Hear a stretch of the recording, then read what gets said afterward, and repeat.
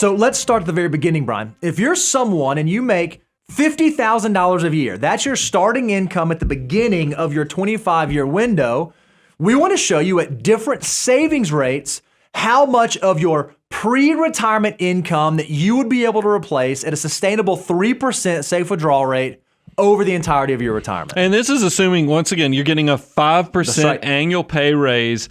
Guys, this is the part that was a little sad to me, is that with somebody, even with a great pay rate increase every year, starting at $50,000 a year, even I don't care how disciplined, whether it's 25% all the way to savings rates of your gross income up to 40%, not a single one of these income replacement calculations got anywhere close to 60%. And that was disappointing. And we like 60% because it's a loose rule of thumb. When you think about retirement, and you think about being debt-free and you don't have to save anymore and you can control your tax situation, it seems realistic to us that if you can replace 60% of your pre-retirement income, you can probably maintain the same standard of living that you had pre-retirement. Well, under this scenario, if you were going to try to be FIRE at $50,000, you have to operate under the assumption that when I retire, when I go into financial independence, I'm actually likely going to have a standard of living probably either at or slightly below what it was during my working years. Yeah, and I want to give these numbers because some of you, I know a lot of you are listening to podcasts and you're saying, well, I don't have access to the slides. Go check. By the way, when you get a chance,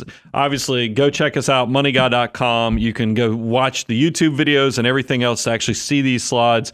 But here's what's interesting. If you're saving 25%, you're only going to be able to replace 25% of your pre-retirement income. 30% is 30. You can see the correlation here. 35 is 35%. Saving 40% gets you to 40%.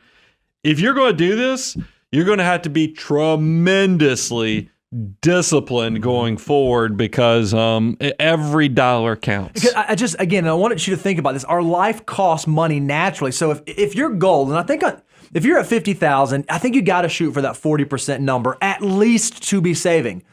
Well, if you're saving 40% of your gross income and you're paying tax, you are living on you're budgeting to the penny, week to week, month to month, year to year, with not a lot of wiggle room. So it's going to require an extreme level of discipline, not just through your working years, but for your entire adult life, because you have to maintain that same level of discipline even when you get into financial independence. It's a hard road to toe. I also think you're likely going to, if you're going to do this with a lower income, you're going to have to realize you'll just transition to a different probably job. It doesn't have to be a career like you had, but this is where the barista FIRE movement kicks in, where you might have to go get a part-time job. Yep. Working at the coffee shop or working in retail or doing one of the new.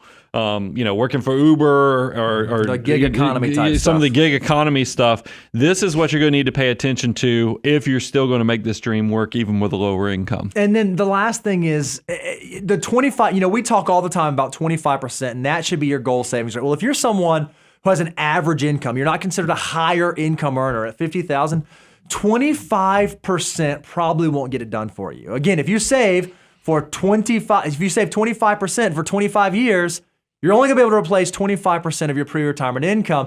So either you need to work longer, be retired for a less amount of time, or you got to get that savings rate up. And that's just going to be a really, really difficult thing to do at that income level. Yeah, not to be the cold water carrier here, but it's we're doing the FIRE movement with a low income.